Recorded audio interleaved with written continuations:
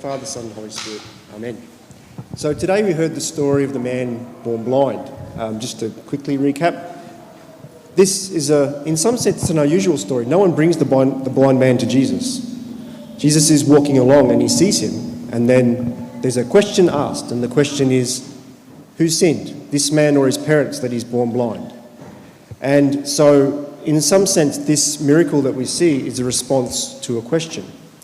And I'll talk about that as we go. But so, just to continue, he sees the blind man, he puts clay on his eyes, tells the blind man to go to the pool of Siloam and wash, and he receives his sight. It's interesting that actually he doesn't actually see Jesus until the very end of the story. So just an interesting thing in this, he's blind at the beginning. He doesn't see immediately. He goes to the pool of Siloam without ever seeing Jesus. He's only heard him say to go.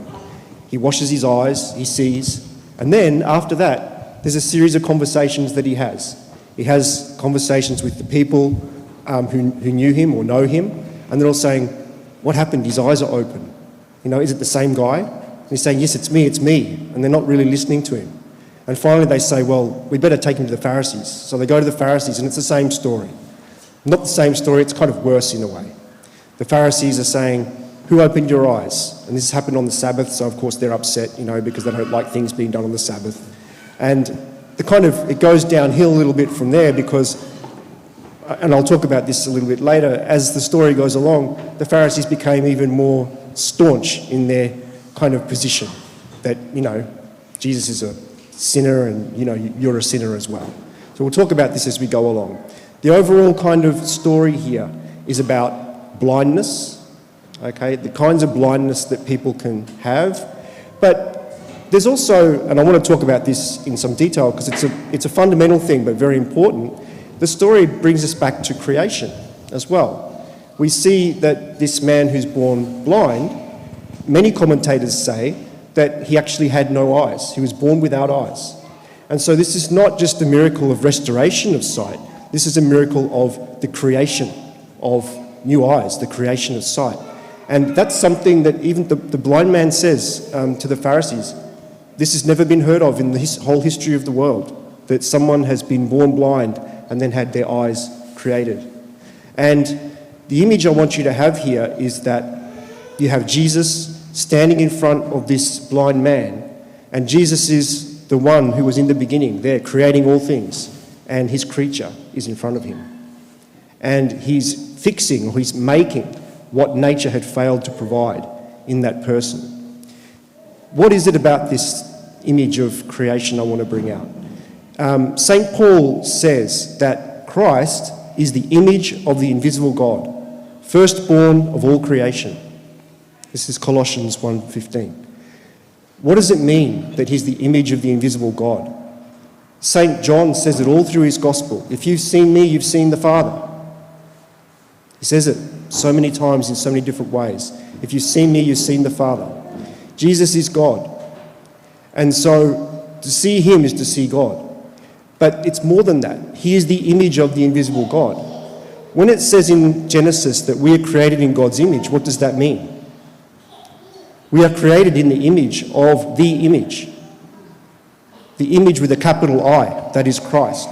Christ is the image of the invisible God, and we are made in his image. He's the prototype. It's interesting, it's funny to think about because we think Christ came into the world at a particular historical time. But our church says that Jesus was there in the beginning, creating all things.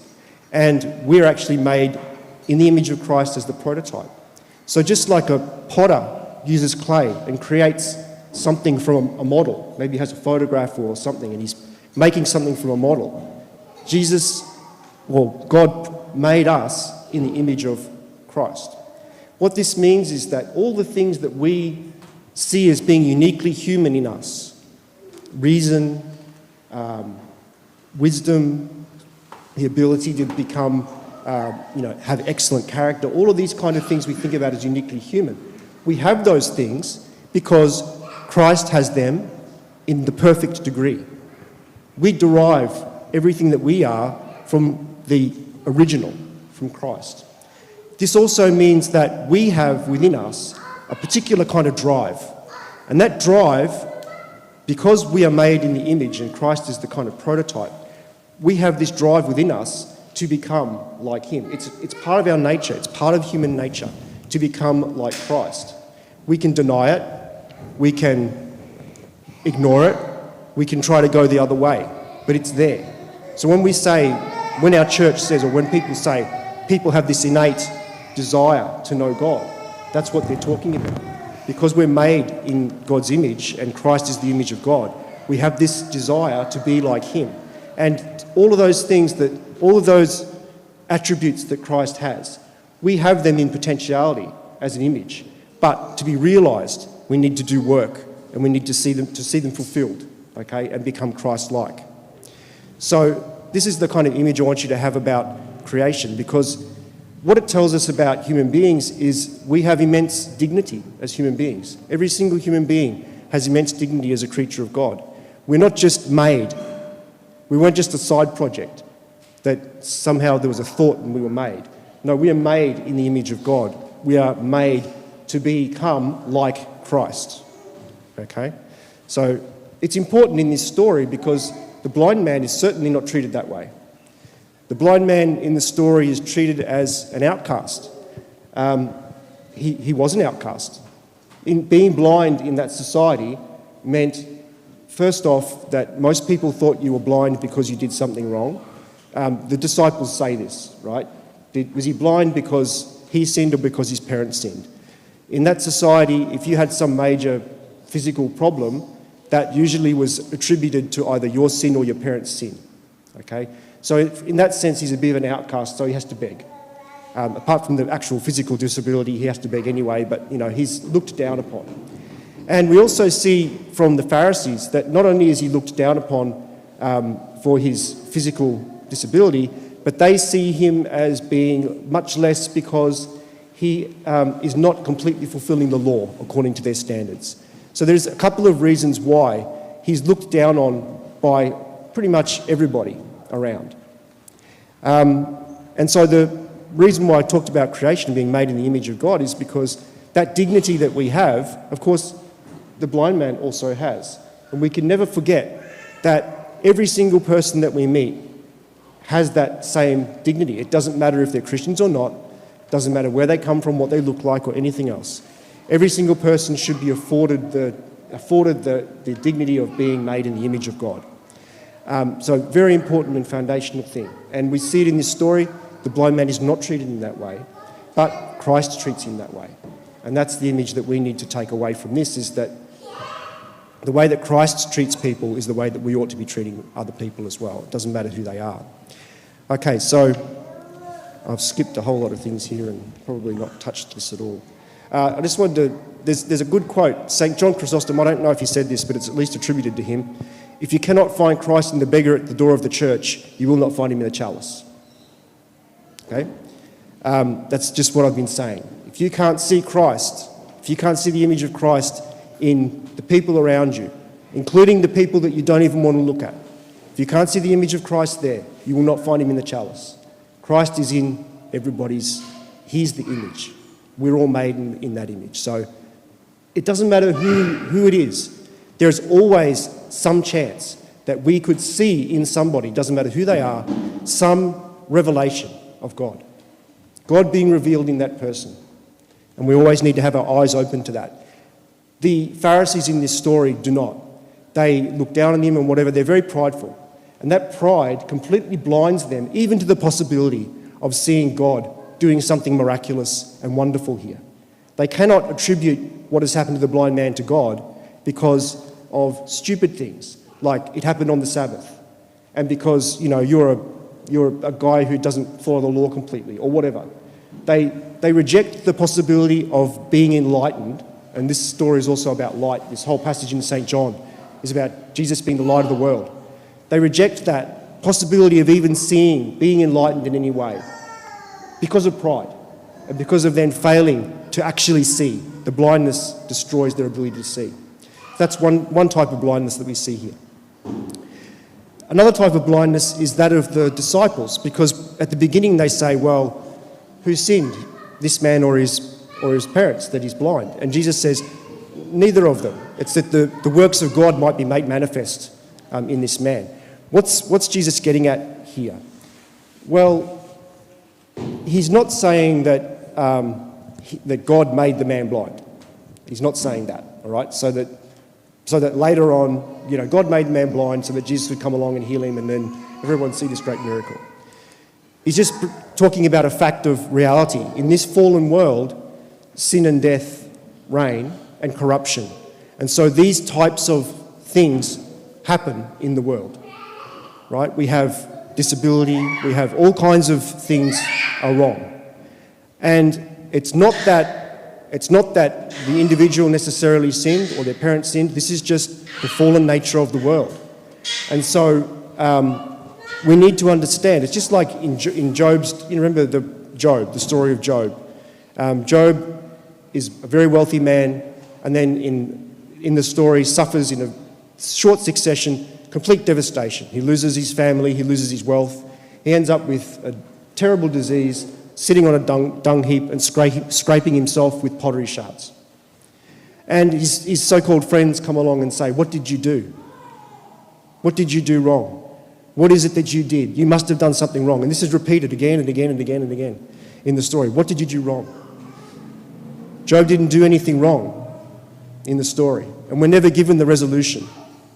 But we need to understand that God is a merciful God, and despite the fact that the world is the way it is, He loves us and is going to do whatever it is required to do to save us.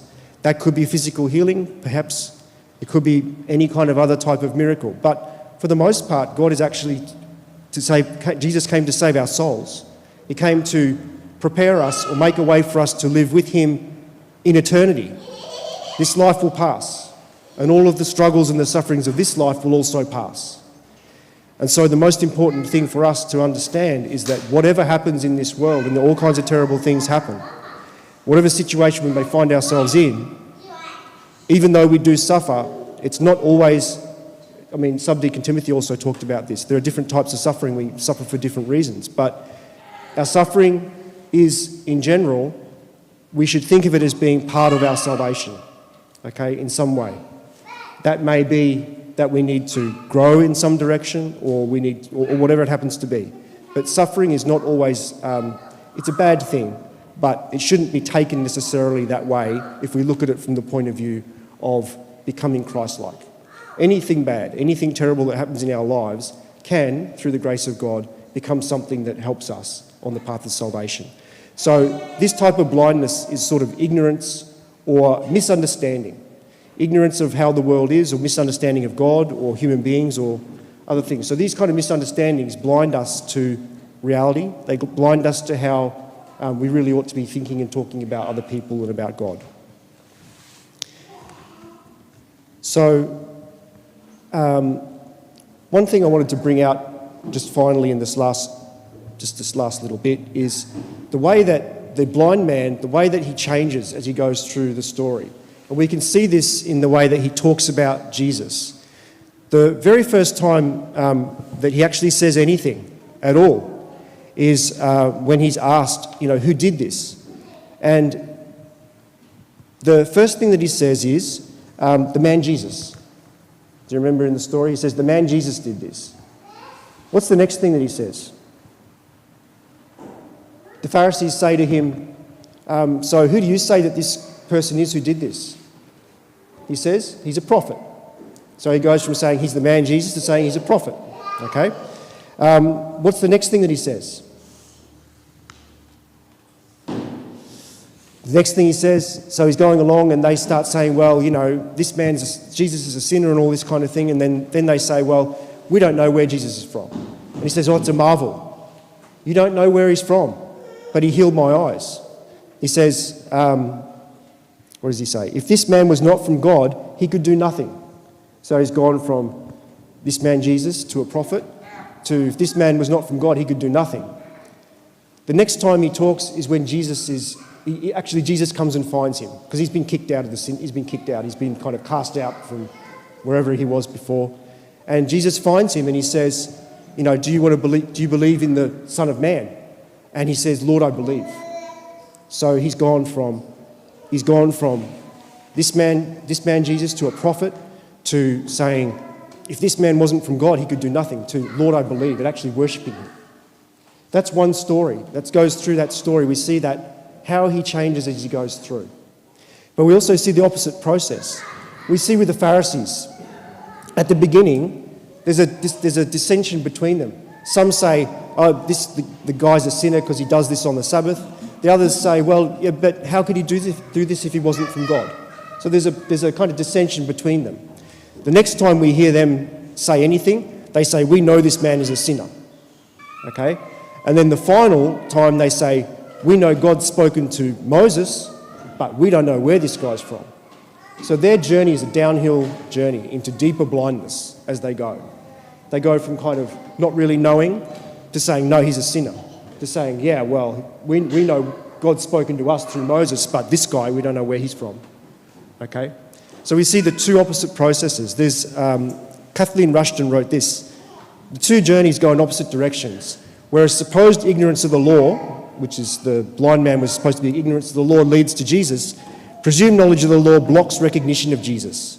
The man's coming to understanding happens in a process of confession, rebuke, and stubbornly continued confession. So we see this in the story. How do we come out of this, out of different types of blindness? The first thing we notice about that is obedience. This man, Jesus finds him. There's no prior anything.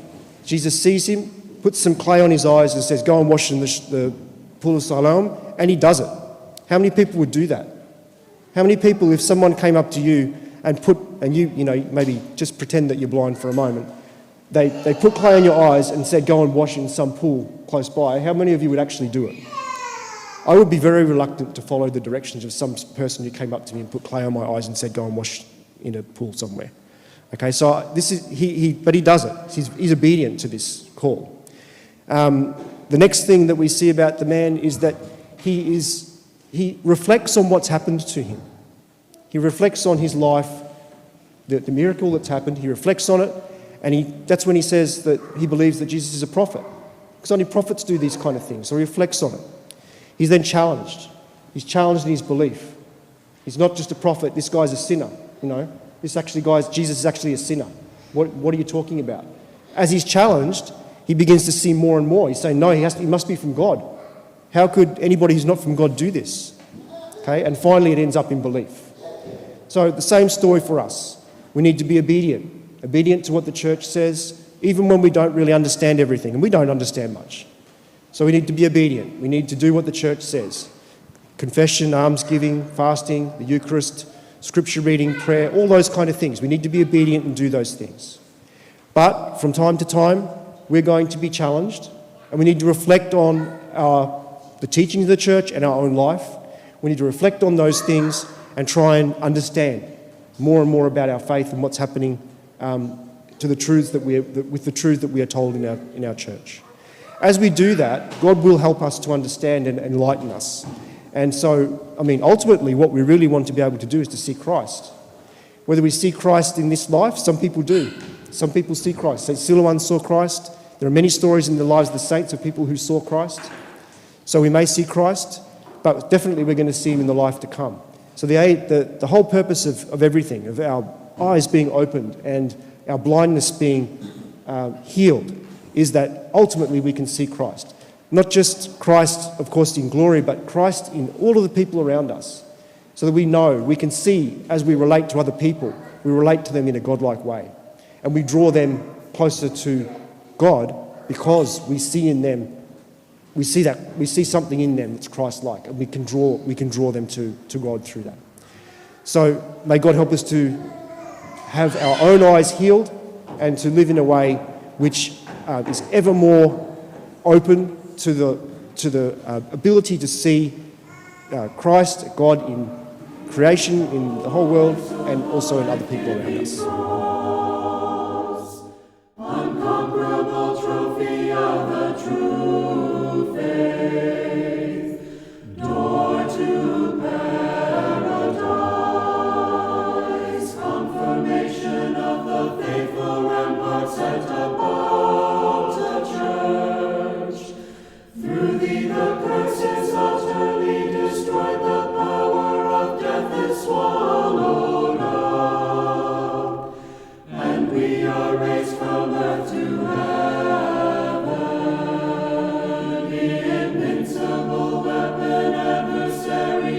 deep.